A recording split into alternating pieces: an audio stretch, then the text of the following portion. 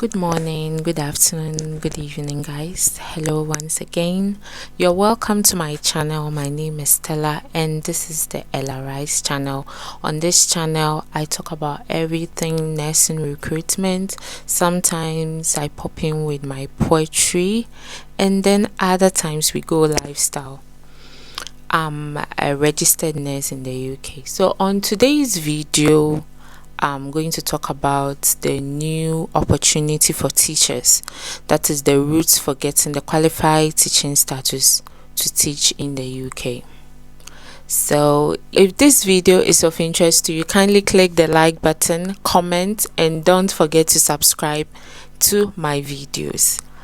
Alright, so let's get right into it.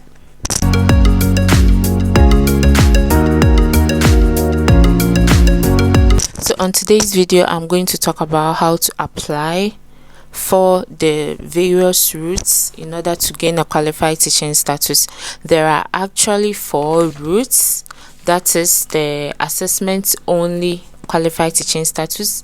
Then we have the teacher training. That means you apply to school in the United Kingdom. And then we have another application to train for international qualified teaching status.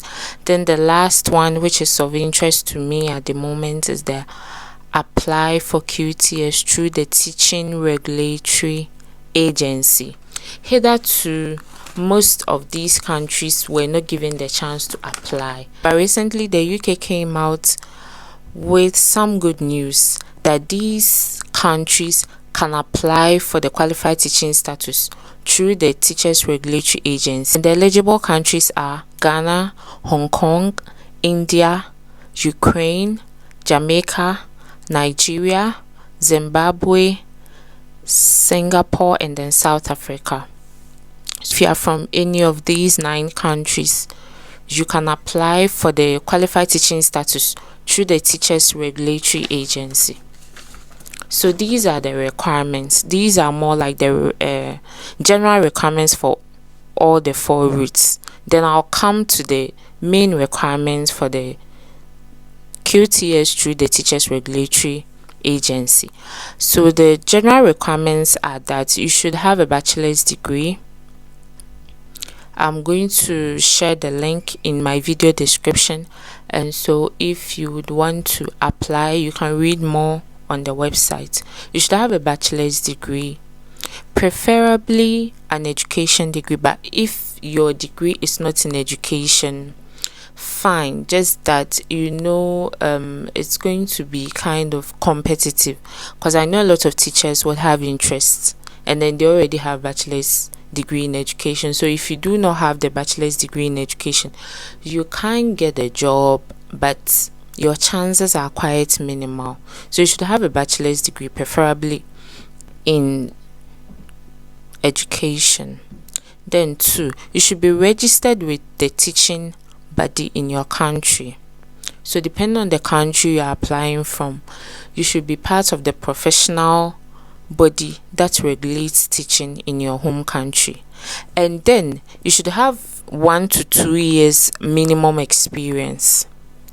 Then you would also need a police clearance certificate. The police clearance certificate, it is not so compulsory, but normally it's required when you are registering with a professional body anywhere in the world, because even with nurses you need a police certificate, a police clearance certificate, in order to register with the Nursing and Midwifery Council. So same applies to the qualified teaching status. You need it, probably not now, but later you would need it to register.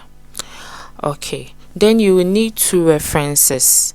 Obviously references from your workplace where you worked, and then your senior high school certificates.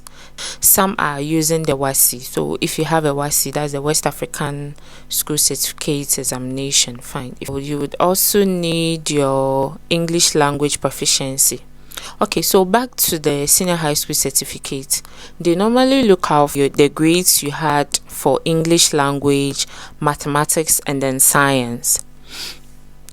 Then your English language proficiency. With the English language proficiency, you have two options. You can deal with degree. When you have a first degree, you are given an English proficiency certificate, something to show that the exams you wrote and then your lectures, all instructions were taught in English language. And they normally compare it to the English proficiency, the standard for English proficiency, and that should be a B. So either that or you register for the IELTS CELT consortium if you don't have the English proficiency for your first degree. You need to complete a safeguarding form online. So when you start the application online, you are given a form to fill, and that's the safeguarding. So back to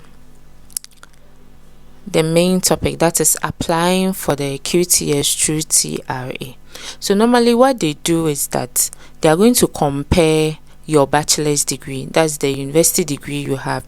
They are going to compare it with the UK degree here, and there's a group or a company that normally does that. That's the ENIC. So they are going to compare your certificate with that of the UK certificate. Then they will look at your bachelor's degree. You should be qualified to teach students or pupils between the ages of 5 to 16 years. You should also have at least 1 year school experience. So I mentioned previously that you should have 2 years minimum experience, but then one of the years should be for the school experience. So you should have taught for at least a year or more. So there are telephone numbers you can call. If you start the application and you are not so sure about something, you can call those numbers to find out more. And you can also go onto the website, that's the Get Into Teaching website UK or Get Into Teaching UK website. Just Google it and then you will find more information there.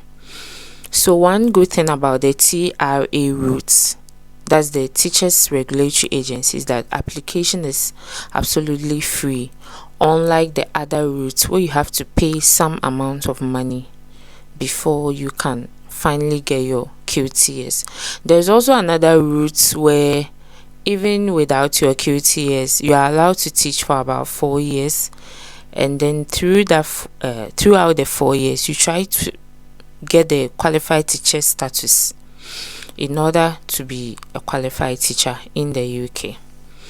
Okay, so for more information, as I mentioned earlier, kindly go on to the links I share. Aside the links, I'm going to share my Telegram page. It's actually a very vibrant Telegram page. If you have any questions about this recruitment, anything at all, any questions, you just put it on the page and then I'm going to answer you, give you the relevant information you need to apply, and also the other links I mentioned. Okay, so in my next video, I am going to talk about how to apply for skilled worker visa. That is if you've already applied for the job and then you've had it. And I also talk about how to search for a job and then apply.